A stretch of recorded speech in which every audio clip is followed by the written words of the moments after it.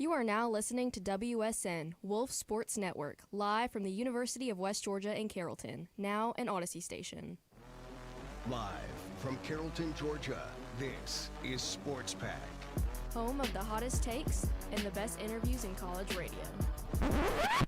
Hold on, wait a minute. We need a little more energy. This is Sports Pack. Yeah, there we go. Home of the hottest takes and debates. There is no way I'm going to sit here and roll with Jared Stidham and Aiden O'Connell. Richard. There's just no way. And the best interviews in college radio. This is five-time Olympic medalist Alana Myers-Taylor. This is Super Bowl champion quarterback Brad Johnson, and you're listening to Sports Pack on the Wolf Sports Network. You know what time it is. Wolf's Country. Let's ride. What is up, everybody, and welcome to another Monday edition of Sports Pack. As always, I'm your host, Richard Reed, joined by John Howley, Jackson Schrader, and look who's here on a Monday, Carly Pear.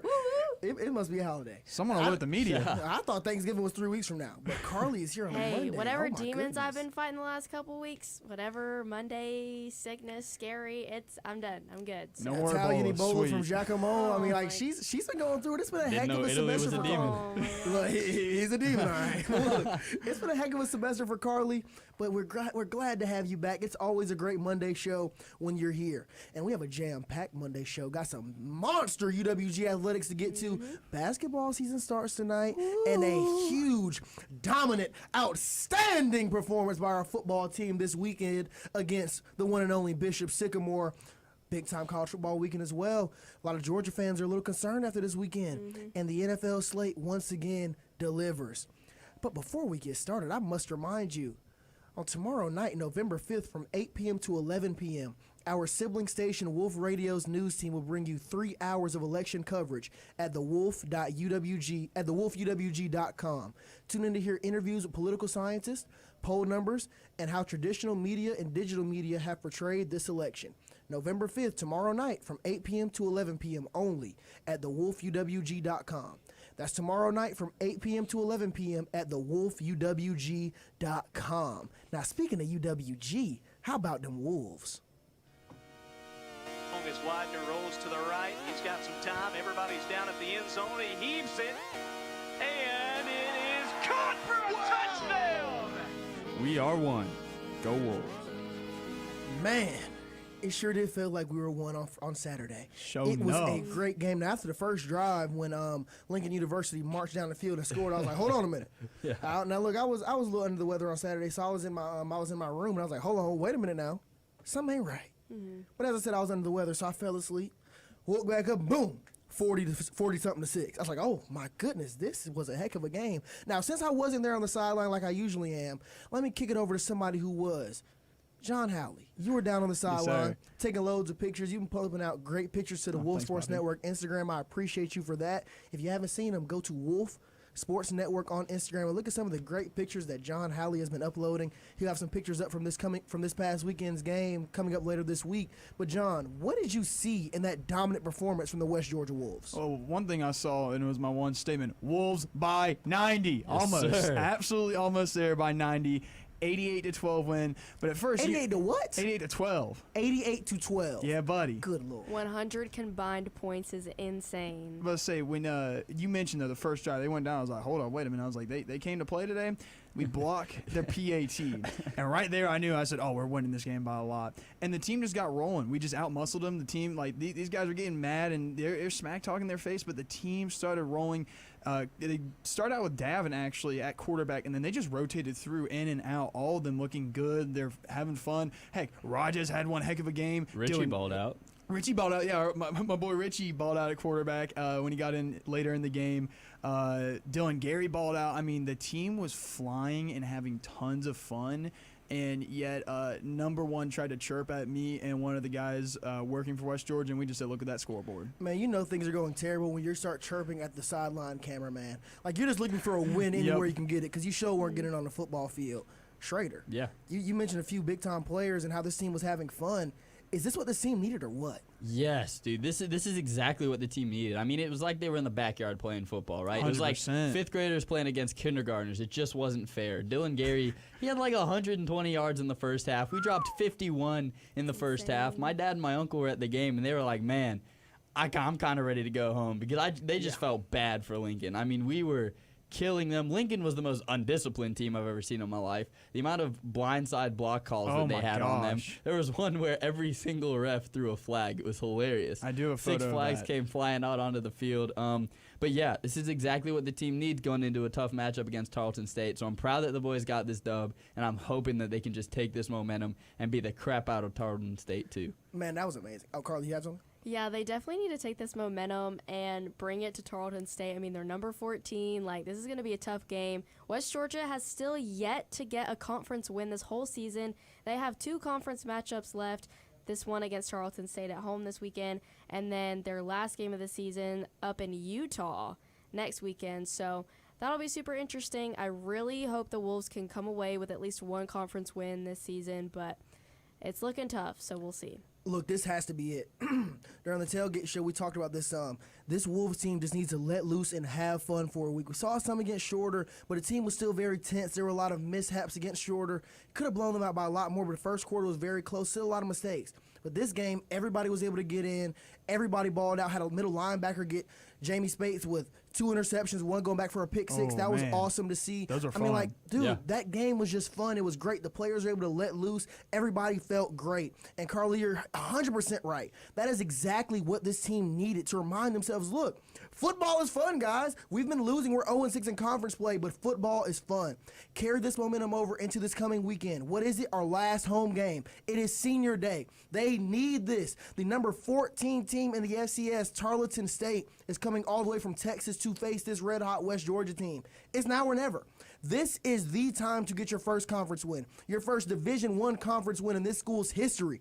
We are 0-6 in conference play. It ain't pretty. Dude, it's not pretty at all. This team has to bring their A game, whichever quarterback goes out there and plays, whether it is Davin Widener or Quincy Casey. We saw a little bit of both of them. Shoot, even if it's a third-string quarterback coming out there, whoever it is, they need to get out there, play free, realize, look, we have nothing else to lose. We've lost all season. Just go out there, give it your best shot, and go all out and have fun, and you can get it done. I mean, have fun, you can get it done. I am on a roll today. Spitting raw. That was good. I shouldn't have acknowledged it. But yeah, we're gonna need everything we can get. We need this team to continue to play loose in order to win this upcoming weekend. Now, this past weekend, our volleyball team fell again. Had a game on Friday, fell 3-1 to Florida Gulf Coast University, and then a game on Sunday, falling to Stetson University, 3-0. I don't know why I was drawing a blank. It's been a rough season for our volleyball team right now. We are currently, 2-10 in conference play. It's rough. Carly, I know you were at the Stetson game on Sunday. What are a few things that really caught your attention? I think this West Georgia team is just worn out. Like, they have a lot of passion for the game, but I think what they're seeing a lot of times is these other teams, they come in and they really they pick up the pace and they kind of pull the shoes out from under this West Georgia team, and I think that's what kind of is hurting them. They're not used to things like this, but I mean, just the passion from the girls on the team has been incredible to see.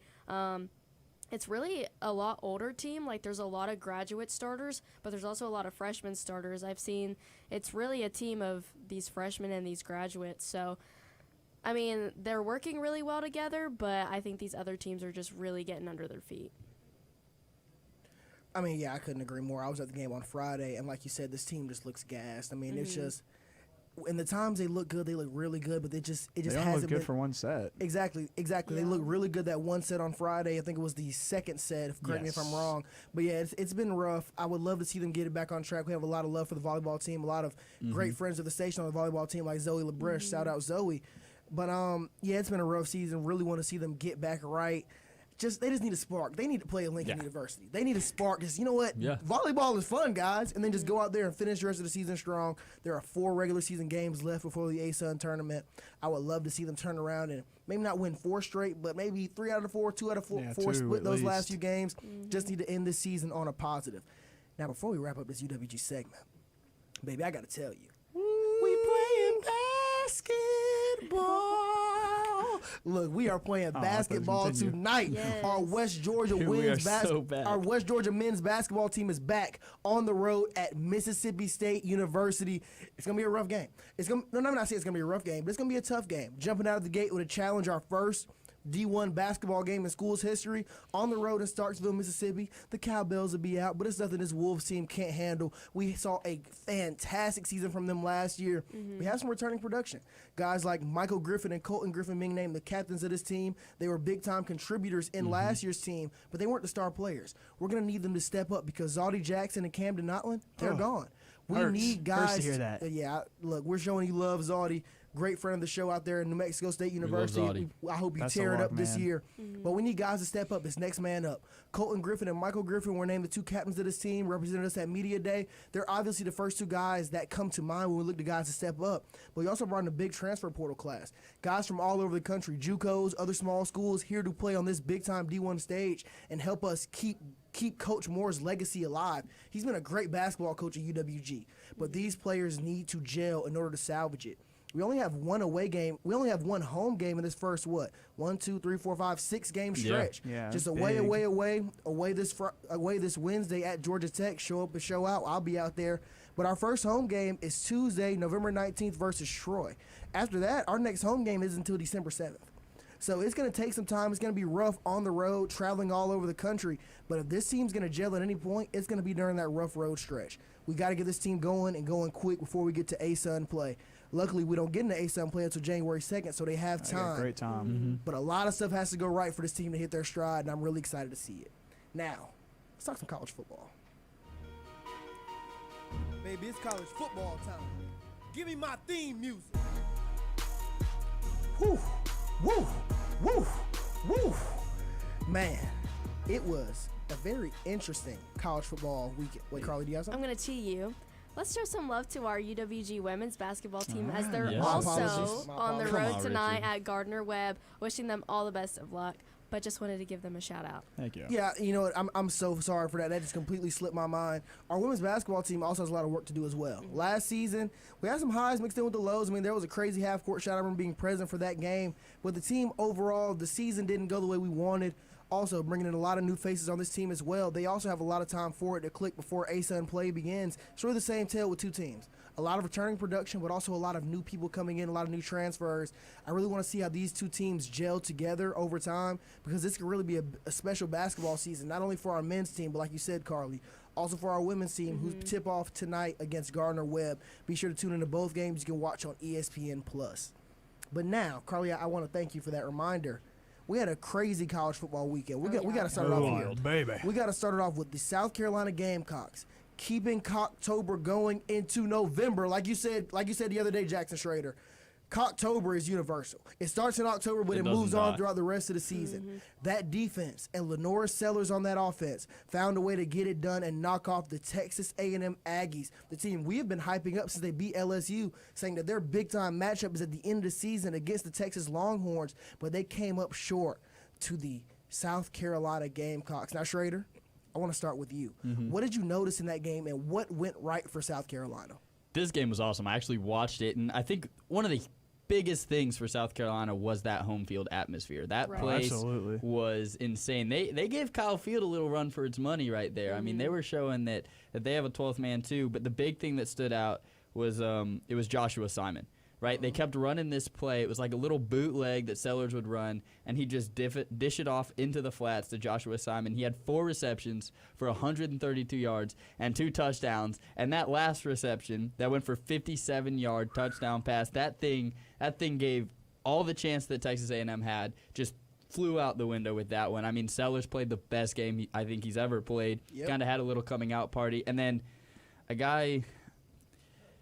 Rocket Sanders, I think is his name. Raheem Sanders, right? They call him what they call Rocket. Some small running back. I mean, he's not that crazy. He's not that big, but that man, he took off. His name's Rocket Sanders. That boy took off on Saturday night and just killed this Texas A&M defense. I would even say A&M got outcoached. I'm just gonna say it. I agree. No, I flat out agree. There was some Beamer ball going on there. It was just one heck of a game for South Carolina. Yeah, you're not wrong. Beamer ball was there. I mean, Rocket Sanders. torched them throughout the night. Now, the one thing I want to mention is Texas A&M lost Le'Veon Moss out for the season now. The thing is, I saw that hit, and I said right there, boom, he's out for the season. It was a horrible hip drop hit. I mean, it was bad, sad to see. But really what I saw was South Carolina. Yeah, I saw South Carolina go out there and just tear up the field. The only thing that got torn up were the hedges for when the students rush after the game. They played better defense Fine than A&M. $250,000. Yeah, I was going to say fine $250,000. And really just Marcel Reed, at one point, he looked comfortable. But then later on throughout the game, he started looking uncomfortable. They're starting to sack him. Later on in the game, there were no sacks in the game, but they just started sacking him. Looked very uncomfortable, started to get unsettled, and then the cameras kept going to Connor Wegman. Do you put him in? Nope, they didn't put him in at all. And the out-coach thing, I absolutely agree. Also with Mike Elko, he didn't really talk to his players. They only talked to him a couple times where you see like a guy like Kirby Smart talking to his players as they come off to the sideline. I saw that difference right there that night between both the coaches. So, go Cox. Yeah, I think this South Carolina team is really shocking a lot of people. Is really shocking a lot of people. I mean, like, this dominant game, like 20-44 is crazy against a team like Texas A&M. And like when I started watching this game, they just panned the atmosphere and the whole stadium, like rally towels everywhere. You didn't see anyone That without sandstorm it. Like, going. it was it's insane. Definitely gave Texas A&M a run for their money and shocked them. So I think that definitely had something to do with it for sure. Now, before we move on from this game, I got to say one thing. South Carolina dominated the run game. That's what we talked about in the tailgate. If South Carolina was going to get this done, they would have to dominate on the ground. And that's exactly what they did.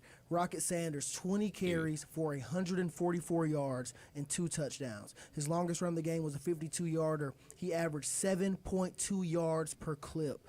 Then you also look at their quarterback, Lenora Sellers. Yeah, he threw for 244 and 2 touchdowns, averaged 9 yards per pass, but also running, getting it done with his legs. He had 15 carries for 106 yards and a touchdown, averaging 7.1 yards per carry. They had 2 rushers averaging over 7 yards a carry. There is no way you can win as a football team, looking at you, Texas A&M, when you're allowing guys to average over 7 yards a carry. There's no way you'll be able to stop them because that's a first down. Look, for those of you that weren't thinking about it this way, that is a first down every two rushing attempts is a first down. And they're just going to keep eating up the clock and get down the field and score touchdowns. And that's exactly what South Carolina did. That aggressive running opened up the passing game, allowing them to push the ball down the field. You mentioned that big-time pass completion that they had to end it off. Huge. They just straight up dominated that game. They dominated time of possession and ran A&M out of the house.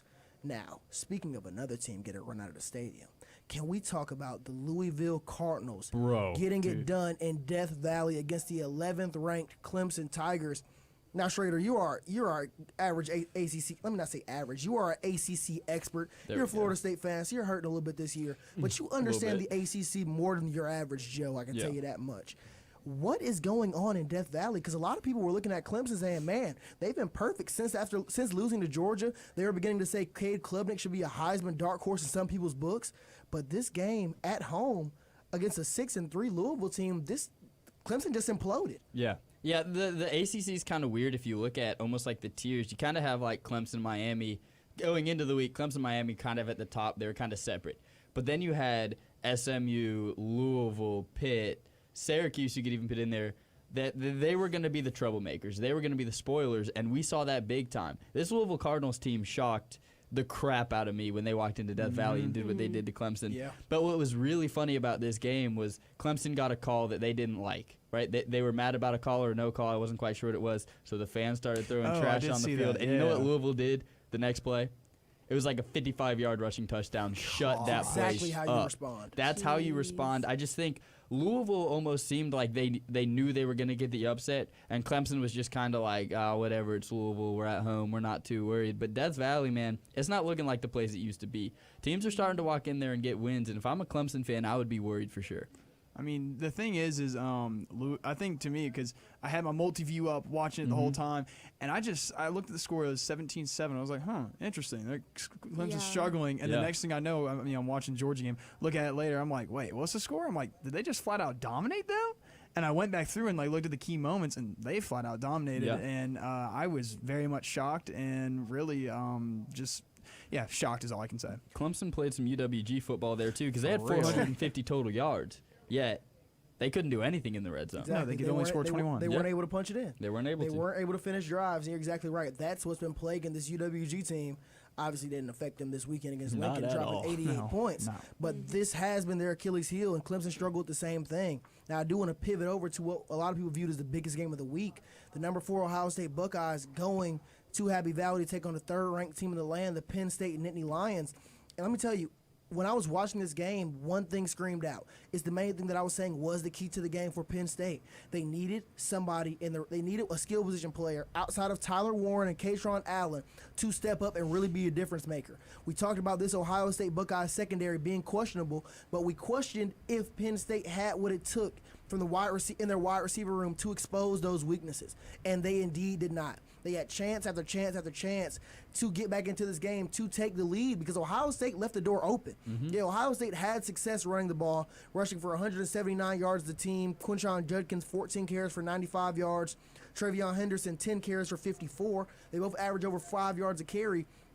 But it wasn't just the dominant run game you expect to see, or even that you would think was from those numbers. Watching the game, it didn't match up. Penn State had chance after chance after chance to get it done, and they weren't able to do it. Same thing will happen with Nebraska. Ohio State left the door open, and Nebraska didn't have the personnel to expose them. But I'm going to tell you this much. If you're an Ohio State fan out there listening, you need to be on high alert. Because, yeah you survived those 2 weeks, but not this weekend, but next weekend, you have the Indiana Hoosiers coming to town, coming to Columbus. That is a team that is not scared of anyone. Knocking on it. Knocking on the door, banging on the door, Let 'em in. ready to kick the door down. They have an 87% chance to make the college football playoff, and that's assuming that they lose to Ohio State. But as of right now, I'm picking them to beat Ohio State in that game, even though it's on the road in Columbus. They have the personnel. They have the wide receivers to expose that Ohio State team. They have the running backs that can get it done outside the backfield as well, catching the ball. They have a quarterback in Cade Rourke that can expose you short, intermediate, and down the field. He's very patient. He's not going to force it down the field. And if he does throw an interception, he's not going to act like Carson Beck and get shook up and throw 3 more. He's going to bounce back and score. And their defense, they have one of the best defenses in the country, right up there with Penn State's and the rest of those guys. They dismantled the same Nebraska team that took y'all to the limit. If I'm an Ohio State fan, I am not confident at all after this win against Penn State. If anything, I'm terrified. I'm scared because the Indiana Hoosiers are on their way. Man, you had a good point there. One thing I was very impressed with this Ohio State game, though, was their play calling on the offensive side. Other than, am I thinking Will Rogers? Yeah. Howard, Will thank you. Howard, I don't know why I think Rogers. Other than this pick 6, which was just a textbook pick 6, Ohio State, the offensive play calling, really good with the sneak routes to get to the end zone and just really open up the backside for their touchdowns. Really clean. Love seeing it. So that was awesome. Yeah, and I want to say, like, a lot of, all the Penn State fans being like, fire James Franklin, blah, blah, blah. You can't win the big games. I wouldn't go that far, simply because Penn State hasn't won the big game since, 2000. That was pre-James Franklin. I think that's more of a school thing. That's one thing we talked about Saturday in the pregame tailgate show. Yeah. Do you fire James Franklin? Because now you haven't won a Big Ten championship. Now you're not winning a national championship. Do you look into possibly firing James Franklin? I think that would make that's what Nebraska. That was the exact reasoning Nebraska had a few years ago when they fired Scott Frost. Scott Frost, yeah. Not Scott Frost, the guy before Scott Frost. And that's when not the I guy know you're before. talking about. It was like 2014, 2015. They fired their main guy who was getting them 10, 9 wins, and then you saw what happened to that Nebraska Since program. then, they've been on the downward spiral. Exactly. I'm with you 100%. You cannot let go of James Franklin. No, he is consistently keeping you in this conversation. You fire that man, you will no longer be in this conversation. Exactly. I agree with you 100%. Now we're going to take a quick song break, but stay tuned because when we get back, we'll be getting into some big-time sports news that's been breaking this weekend and also dissect this loaded NFL weekend. Stay tuned. This is Sports Pack on Wolf Sports Network. Hey, this is Andy Bunker from 92.9 The Game, and you're listening to the Wolf Sports Network.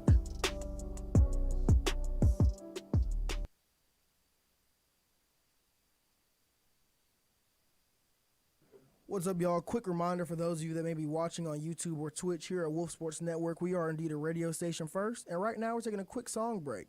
So if you want to hear the great music that we're playing, go to wolfsportsnetwork.com, hit the play button at the top of the screen, or play here in the middle of the screen to hear the great music that we're playing. If not, stay tuned over here because we'll be back on air soon. But I do have to say one thing. I see a comment in the live chat. My guy Nolan Johnson's back. Happy to have you, brother. He said, how worried are we about Georgia? And I'll tell you, I'm very worried. I can tell you that much. I'm very worried. And, the main thing is, okay. You're unmuted. See, my main thing with the Georgia Bulldogs is they have a great team. It's almost like the Bulldogs team we saw in years past with Jake Fromm. The team was great. The defense was outstanding. The running game, the wide receivers, the offensive line, a top 3 to 5 unit in the country.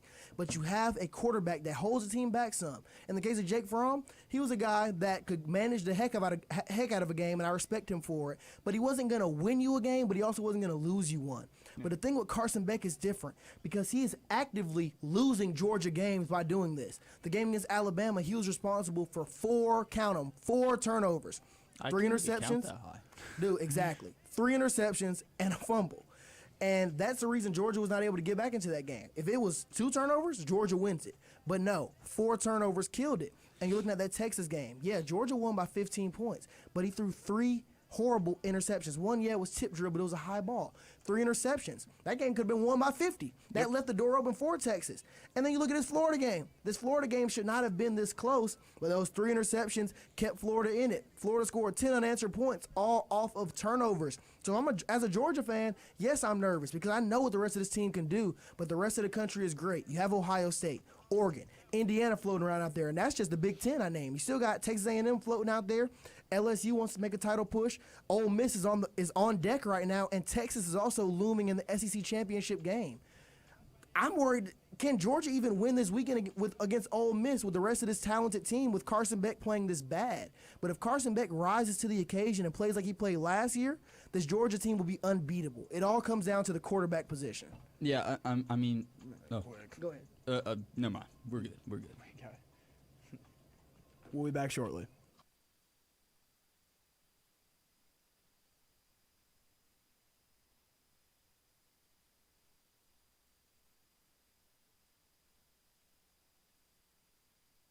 Chase, Andrew, love you guys. Jackson Vols, all love you guys. We will see you all next. Same cast, same segments, brand new season. Season 4 of Sports Out of Pocket, coming fall 2024, every Wednesday at 5 on Wolf Sports Network. Y'all know what this Wednesday is? What's that? What is it? Any guesses? This Wednesday? I mean, we play tech and basketball. Yeah, but that's not the answer I'm looking for. Well, what are we looking for? Ooh, Fried Chicken Wednesday. Oh, no way. Nom. It is Fried Chicken Wednesday at the West Commons Dine. And just Dine West, period. It's Fried Chicken Wednesday every Wednesday at Dine West. Whether you're going to Z6 West Commons or EC East Commons, it is Fried Chicken Wednesday every single Wednesday here at the University of West Georgia. If you're interested in getting a meal plan, go to dinewest.com to get your meal plan, and then go to dine_west on Instagram for more information about your favorite dining services. Now let's get into the sports news. The Dodgers introducing Shohei Ohtani after signing him to a record-breaking contract. Nick Saban is retiring. Breaking news on Sports Pad. We've got breaking news throughout the entire sports world, starting first and foremost here with the New York Saints. After winning their first 2... sorry. Hold on. What? I didn't know the New York Saints were a You mean team. New Orleans? The New Orleans You Saints. silly goose. Excuse me. I I apologize. mean, they look the same when they play. We've all You know, been when they're there. playing. As we know, Richard is far from perfect. I'm very close to perfect, but Okay. Very close. Look, I make mistakes. The New Orleans Saints, after starting off with a dominant 2-0 start to this NFL season, have lost 7 straight games, and as a result, they have fired their head coach, Dennis Allen. John, you got your Falcons jersey on. I know you know a lot about the NFC South. How do you feel? Do you feel like the Saints made the right move, or was this rushed? I feel like it's like partially a little bit rushed, especially but the way they've played. I mean, heck, one of the things to talk about here as well is the way that Derek Carr's playing, and I feel like I was told he's been there for 4 years, and you haven't had the greatest success with him, but you've had good success, and you can see into the future. Yeah, there's going to be something there, but now we're seeing it. People want to win now. People want to win as of next season. They want to turn around. They want to go deep in the playoffs, and the next year be in the Super Bowl or instantly be in the Super Bowl. So I feel like it might be a little rushed, but it's like I say a 50-50 on it being rushed, but it's it being due and proper at the same time. Yeah, Yeah, I didn't know how to feel about it at first. Yeah. But this team's been very shaky these whole 3 years. Even last year, they went 9-8, but they weren't a good football team at all. The defense has been good overall over these past few years, but they started off 2-0 and have lost 7 straight games. I mean, it's not pretty at all. No. And this is a team where they show what they were able to do, and just to see this team fall apart like that, it's hard not to look at the head coach. So seeing that they did move away from him, it's really kind of hard to argue it. You know, Schrader? Yeah, I mean, this is kind of like, I'm not surprised. This isn't like Robert Saleh, right? This isn't a team with so much upside, and the coach really wasn't his fault. But this one's just more, you start 2-0, you lose 7 straight, but it hasn't been necessarily 7 straight close games. The losses started off kind of close, and then all of a sudden it's falling apart. It's just falling to pieces. It doesn't look like it's going to get better, and I think that's the concern that the Saints organization has when it comes to Dennis Allen. But you could say it was a little premature, but in reality, it was probably going to happen by the offseason anyway. Yeah, I mean, also their closest. Well, saying the losses weren't really close. The game they just played against the Panthers. I mean, they had the win, and then a shocking play by the Panthers. They walk off, win that game, score the touchdown. I think it was a screen or a run play or something. But still, it's not like that. I mean, that probably was their driving effort right there to say, hey, you know what, we're going to go ahead and you're Loss done. to the Panthers might be a safe scapegoat right there. Yeah, exactly. You could be undefeated, but you lose to the Panthers, you might lose your job. Yeah. And they did indeed lose to the Panthers yesterday afternoon with a final score of 23-22 after obliterating the Panthers week 1 of this season. This team is just straight up imploded. You even have former players, Michael Thomas, who knows what happened to him. Losing his thumbs. Tweeting out, blaming loosening his thumbs. Yeah, you got Michael Thomas out there tweeting out, blaming Derek Carr for this team's struggles, saying that his hospital passes, if you don't know what a hospital pass is, that's when you throw a ball in a place. He threw them all weekend long. That's when you throw a ball in a place where if your receiver goes for it, he's going to get borderline killed by a defender, and that's exactly what happened to Chris Olave this weekend. And Juwan Johnson. Chris Olave was pulled out of the game on a stretcher after one of the passes from Derek Carr. That was sickening to me to see that. See that play and have him absolutely clogged out. He just come back a little bit for a couple weeks from concussion protocol, but to see him just get absolutely hospital pass right there. I hated seeing it. So are you on the same page? Are you in agreement with Michael Thomas here? I'm not full on taking my thumbs out on Twitter and going do, but I would say Derek Carr had very poor decision-making this weekend, and just putting your players in those scenarios, throwing it over the middle and getting them clocked. I mean, yeah, they're playing Carolina's playing defense, but I hated seeing it this weekend. It was something I was not a fan of at all. Yeah, I think it's also important to note, like Cameron Jordan, a current player, I think he's still there, right? He's still there. He's still there. I think so, yeah. He apologized to the fans, and the ending of the apology was like, I mean, we lost to the Panthers. Like, that's just brutal. That just shows how defeated this team is, too. Like I said, it doesn't look like that there's any upside. It doesn't look like it's going to get better. And when players apologize to the fans because you lost to by far the worst team in the league, that's pitiful, it's sad. bro. Dude, it's as bad as it gets. That is quite literally as bad as it gets. Now, we're going to talk more NFL in a second, but, John, to my understanding, there was a big F1 event in Brazil this past weekend? Yeah, this weekend they were in Sao Paulo, and what heck of a weekend, from the weather to the race to the sprint shootouts to all their formats. It was a fantastic weekend, especially for me. Max Verstappen won the race, my favorite driver. I mean, the huge thing I'll say throughout the race, just to focus on that, the weather played a huge factor. Rain pouring everywhere changed the absolute outcome of the whole race. You thought George Russell and Mercedes were going to win, Lando Norris and Oscar Piastri with McLaren were going to win, but then rain comes in, bad decisions, lots of crashes. Goes Max Verstappen's way, and for me, I'm sitting happy on the couch all Sunday for that. So I was very happy throughout this whole weekend, especially with all Atlanta teams winning and my favorite driver winning. You love to see it, man. Look, hearing you get excited about Cars F1 go Zoom. That's what I'm saying. It makes me want to go out there and watch it, but I know I might mess around and fall asleep. I'm not really the biggest car guy. Would you be willing to wake up at 10:30 in the morning to watch a race is the real question. No, I would not. But you know what I would be willing to wake up at 10 a.m. to watch? Some NFL football. In the NFL, only one thing matters. Chasing a dynasty. Yes, indeed. And after a big-time win yesterday, I had some people texting my phone saying Kirk Cousins is going to get a statue outside of Mercedes-Benz Stadium because the Atlanta Falcons are balling, beating the Dallas Cowboys, or some might call the Dallas Cowgirls, 27-21. Y'all, the Falcons are balling. Oh, heck yeah, baby. Yeah, for sure. Ballin's an understatement, bro. Kirk Cousins is consistently going out there and having player of the week performances. I mean, the season started off a little shaky offensively, but I kept telling the guys, like, hey, you just got to let the pieces mesh. The only time that they're really going to get better as a unit is through actual game time. It's not necessarily going to happen in practice, and that's what we've seen. Ray McLeod, Darnell Mooney, Drake London absolutely mossing a defender. Oh, my gosh. I mean, you got Algier going out there. You got Bijan. I mean, who is not contributing? Kyle Pitts is contributing when he gets to the ball, but it's insane to see just how well this offense is clicking. And then you look on the defensive side of the ball. This week they finally got pressure. They were really they were making Dak have to make decisions quickly, and CeeDee Lamb wasn't always open. So it's just they're playing complementary football, and I will compliment a team playing complementary football. Amen to that. I mean, it was just a great game to watch. I loved what I saw out there, and I think really we're just getting better and better and better each week. So not that we're playing great right now, but we're just going to keep getting better. And the play calling has really, for the offensive side, definitely figured out a lot more things. I love seeing Darnell Mooney go out there and, on the fourth down, score the touchdown. Drake London, standing on his head after scoring a touchdown. Awesome celebration. The team's just gotten better. And really the defense stepping up as well, as you say, getting pressure and making them really think on their feet. And then you look at, like, Mike McCarthy. He's just standing over there, and, man, you're on the hot seat now, I'm pretty sure. Looking at LinkedIn right now. Yeah. Man, I'm not sure what's about to happen to the Cowboys. I know Mike McCarthy's going to lose his job at some point this year. Yeah, I'm surprised they haven't fired him.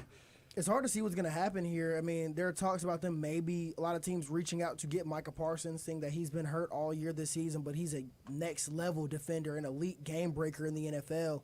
I doubt the Cowboys move on from him, but they have a lot of things to fix. If they want to be in position to make those changes, they might need to ship off a guy like Micah Parsons, who they haven't already attached a big-time paycheck to. Free up the cap space. Exactly. Free up the cap space. Don't have to worry about paying him, but worry about getting those draft picks, a few players for him. Because that's the kind of player that you trade off. You're going to get a couple big-time players and big-time draft picks for him, and that will help rebuild this team a lot because they need a lot. They need offensive linemen. They need more weapons. They need running backs. This team needs a lot, and moving a big-time player like Micah Parsons, it's going to hurt, but it might end up helping more in the long run. But will Jerry do it? That's the question. Ooh. Man, there's no way. You gotta understand exactly. He's so stubborn, bro. Dude, it makes so much. It's so smart. It's stupid. If it makes sense, Jerry Jones won't do it. Oh, best believe he won't do it. What he's gonna do is get back on that radio show probably tomorrow and threaten that guy's job again when he questions why the Cowboys are struggling. So why are you doing your job? You can't do that. Exactly. Come fire us, Jerry. Come fire us. Now, another game yesterday. Eagles. What a sneaky good win over the Jacksonville Jaguars. A lot of people really felt like they should have handled this game, and they really should have. The final score was 28-23, and it was very close. It was just as close as it seemed because the Eagles were not able to pull away and stay away from the Jaguars. Mm-hmm. The Jaguars scored 16 points in the third quarter and 7 in the fourth, and it came down to a big-time interception by linebacker Nakobe Dean, who's a Georgia boy, by the way, to win the game for the Philadelphia Eagles. But here's my thing. It came down to that because of poor decision-making. The Philadelphia Eagles up and down like a great team. Wide receiver room looks great. A.J. Brown went down. I hope it's not anything serious. The offensive line has looked really well. Adding Saquon Barkley to the run game. He had 159 yards rushing, not even to talk about what he did receiving for that team. The run game looks good. Now the run game when the O-line looks better, so does Jalen Hurts. He's getting involved with his legs as well. He's been a very efficient passer, 18 for 24 for 230 and 2 touchdowns yesterday.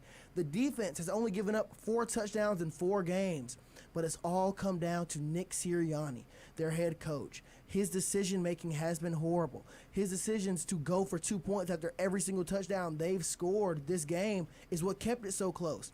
Not settling for field goals. Going for it on fourth down, not converting, and then trying to learn from that mistake and kick a 57-yard field goal that they end up missing. Gosh. His decision-making kept this game close, and now I'm starting to understand why Eagles fans want him gone so bad. Yeah, I mean, Eagles fans do not like Nick Sirianni, and I'm kind of like in that same boat. I don't understand it because I'm not used to being 6-2, and it's like, hey, we don't like this guy at head coach. But when you look at those decisions, it does make a lot of sense, but we have to highlight what Saquon Barkley did. A backwards hurdle. Like, what the heck is even that? He just put the Mario, him exactly, just right over him. That was a really cool play to see. The Eagles, they were trying to fly a little bit, but Saquon Barkley flew. He took off. He had himself a day, man. Adding him to the run game makes this team so much better than what they were. 199 total yards from Saquon Barkley. Insane. And this leads into a great question here. Nolan Johnson, look, I'm telling you, he's always the MVP of the live chats here. Get involved. If you listen to the show, get involved in the live chat. Let us know what you think. He posed a great question. Me and him were talking about this last night. Me and Nolan are great friends here. He said, who has had a bigger impact on their team? Saquon Barkley going to the Philadelphia Eagles or Derrick Henry going over to the Baltimore Ravens? Both guys are in Offensive Player of the Year conversation, and both guys are also, naturally, in the MVP conversation midway through the season. So, Schrader, I'm going to ask you first. Yeah. Who do you think has had a bigger impact on their team's success? I think Saquon's been very, I don't want to say hit or miss, but I don't think he's been, I haven't paid much attention to Saquon, but I have Derrick Henry on my fantasy team, and what I see from Derrick Henry is how he's elevated this Ravens team, because in years past it's been very much so Lamar Jackson is the offense, right? He's the guy making the plays, and Derrick Henry really takes some of that weight off Lamar Jackson's shoulders, especially in the fourth quarter. If you haven't learned what fourth quarter Derrick Henry's like this season, you should go look it up, because he is easily the most dominant running back in the NFL in the fourth quarter. So when I say biggest impact, I have to go Derrick Henry because of how much he's elevated this Ravens squad. Yeah, and that, or was it Carly gone?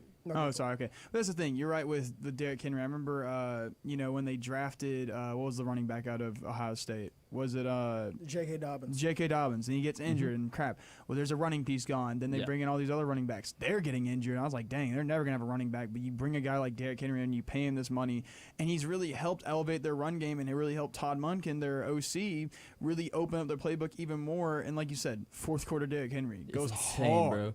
You look at him, he's probably got steam coming out of his head. He's going to hit you hard. He's no a freight train. Oh, of course he is a freight train.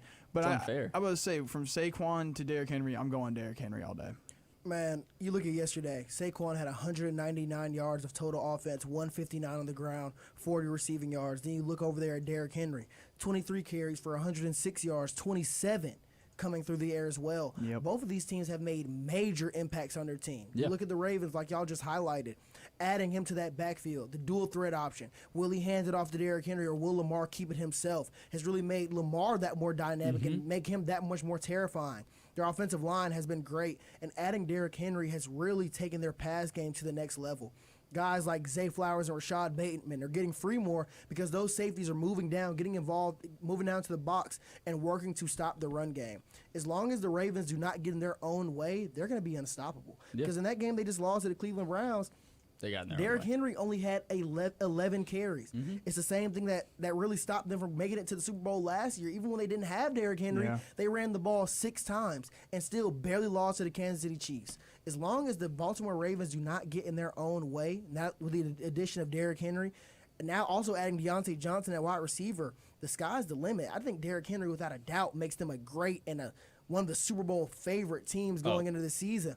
But I also do want to highlight the Philadelphia Eagles, though. Yes. Their run game has been great. Saquon. It's taken it to another level. That's what's exactly. happened. DeAndre Swift did a good job with them last year. But adding Saquon to this team, he's just unreal. Y'all mentioned the play he made yesterday, a backwards hurdle over a defender after a crazy juke. And spin move. Dude, he's unreal. That's like a historic play. Dude, it is one of the greatest plays I've ever seen. And then you look at him, he's so strong, he's so hard to bring down, but he's so fast and so elusive. He can make any move. You can line him up out wide at the X receiver, and he's going to find a way to get open. Both of these guys bring insane playmaking to both of their teams. It's hard to say who makes the bigger impact because they both just make huge impact. I mean, they're both just, dude, they're just unreal freaking players, man. If you can't tell, I'm blown away by both of these guys. But we're at the halfway point of the NFL season right now. And when looking at the entire NFL landscape, one division, well, a couple divisions stand out above all. You have the NFC North with the Packers, the Lions, the Vikings, and the Bears. Oh my!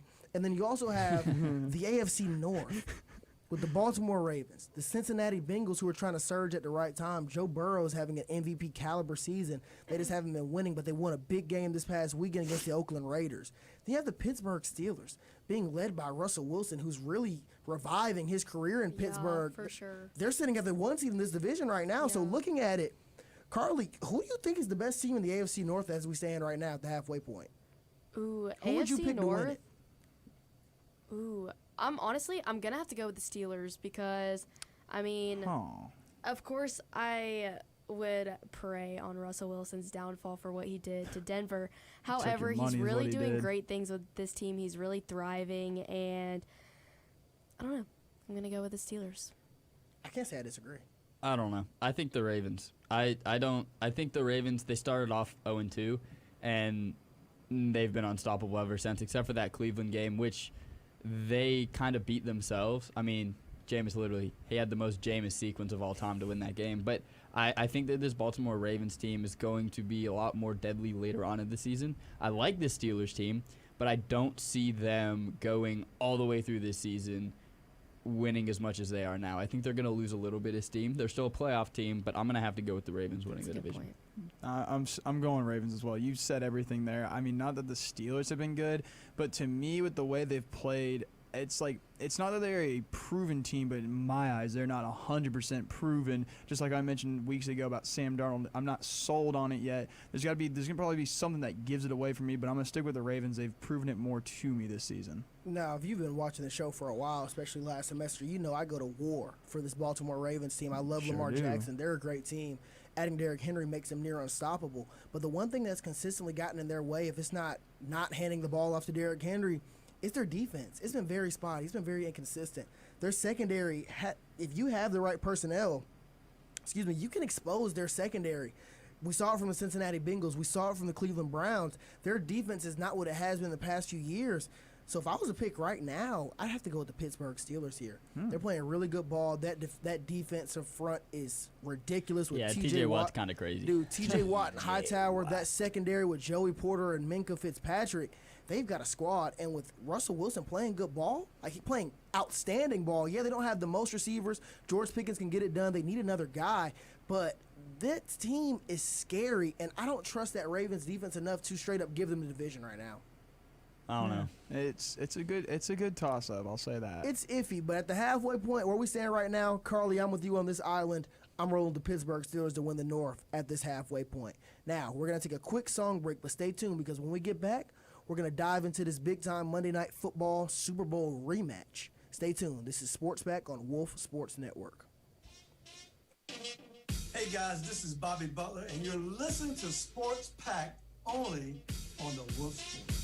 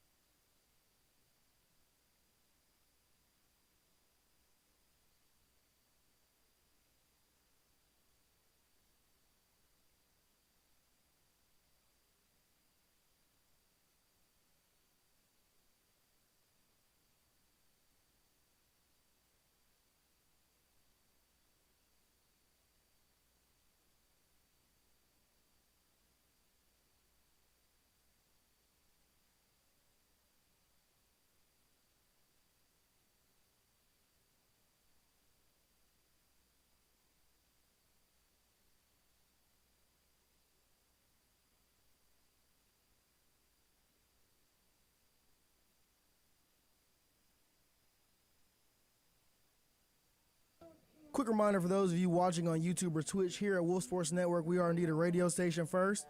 And right now we're taking a quick song break. It isn't an awkward pause at all. So stay tuned. Either go to wolfsportsnetwork.com and listen to the great music that we're playing on our station right now, or stick around over here and hold tight so we can and stay tuned so you can, because you don't want to miss this Monday Night Football segment we're about to do. But before I go away again, Schrader, I know you had something you wanted to say about the Georgia quarterback situation a minute ago. Yeah, now that we're unmuted. I just kind of wanted to give that outsider kind of looking in perspective. And really, I mean, Georgia's defense is unreal. And I feel like some people might say they've kind of gotten lucky the last 2 weeks, but you don't have luck against Texas. That was all skill defensively, and really the skill of the defense this week really carried you. But I don't think that skill of the defense is going to be able to sustain without offensive help. Exactly. Especially this Florida team's not necessarily bad, but they're not Ole Miss. This Ole Miss team is coming off the best week that they've had all season, so I'd be quaking in my boots right now. Man, it's scary. We need Carson Beck to show up, and we need him to show up now.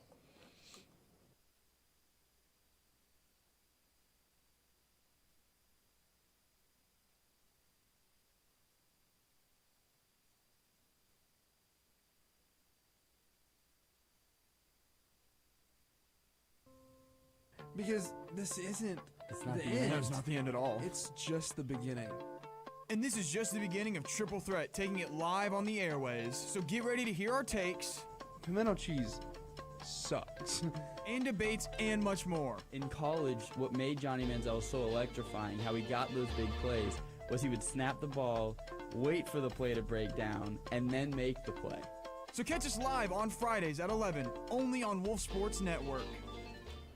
Dining dollars are available to use at the East Commons Pack Shack, the TLC, the Noonan Micro Mart, and in any Coca-Cola vending machine on campus. Yeah, buddy. More information is located at UWG Dine_West on Instagram. Dude, it's been a goated move since they've included that. Seriously, goated move. Oh yeah, it's beautiful. I need to refresh my dining dollars. I'm broke as a joke right now, man. It ain't.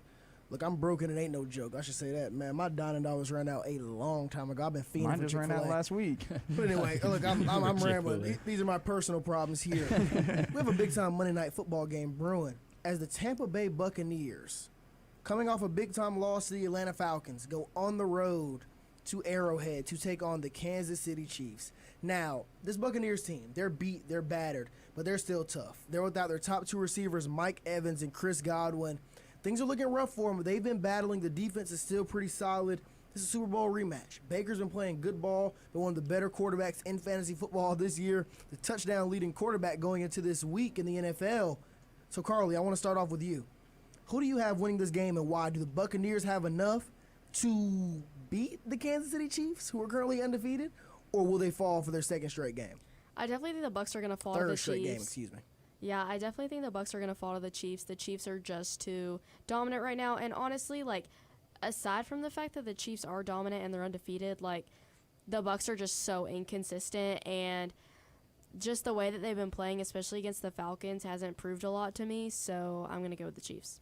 Yeah, dominant. I don't know if I'd use the word dominant for the Chiefs being undefeated. But the Chiefs are undefeated. But they just keep, I feel like they shouldn't be undefeated. I feel like they could easily be 3-4, but they're 7-0. They're one play away from having 4 losses. Exactly. It's just or 3, whatever the number is. See, this game, as much as I would like to say that Tampa Bay is going to go into Arrowhead and win it, and honestly, if this game was on a Sunday at 1, I could see that happening. Yeah. But there's just something different about Arrowhead at night. Just primetime Arrowhead is one of the best atmospheres you will see in the National Football League, and with Mike Evans and Godwin being out, I see it to be a really tough task for Baker Mayfield to try to elevate this Buccaneers offense to be able to take on that Kansas City Chiefs defense. I think it'll be a close game, but as much as I like to see it, I don't see the Buccaneers beating the Chiefs in Arrowhead. Yeah, plus the Bucs, questionable with Bucky Irving, and then their other 2 receivers in Jalen McMillan and Sterling Shepard. I know Sterling Shepard ain't the hottest thing now, but still, it's to have all these extra receivers and then being hurt, and then you have on top your top 2 receivers, your best receivers injured and out. 2 of the best receivers. Yeah, 2 of exactly. It really, really sets you back, and I'm just gonna go Chiefs by 10 tonight. Yeah, I don't know, man. This Chiefs team is nowhere near as good as their record says they are. I agree. one-possession wins against the Baltimore Ravens. Isaiah Likely was out by a toe. 1-point win by the Cincinnati Bengals. A costly penalty really brought them back into that game. One play away from losing to the Atlanta Falcons, beating them 22-17. Another one-possession game win against the Los Angeles Chargers, winning 17-10. And then a one-possession win last week against the Raiders, winning 27-20.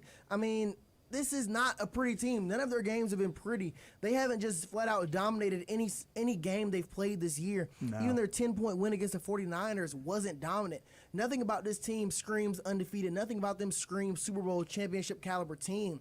But they caught the Ravens early. The Ravens weren't ready. If they were to rematch the Ravens again right now, I'd favor the Ravens. Close. Dude, even the same thing with the Bengals. I think the Bengals would beat them. The Falcons would beat them right now. They came close to beating them in week 3. And they're lucky the way they're catching this Tampa Bay team. I think Tampa Bay can still make a fight out of it. Yeah. But without Mike Evans and Chris Godwin's been having a career year, and Mike Evans has never had a season under 1,000 yards.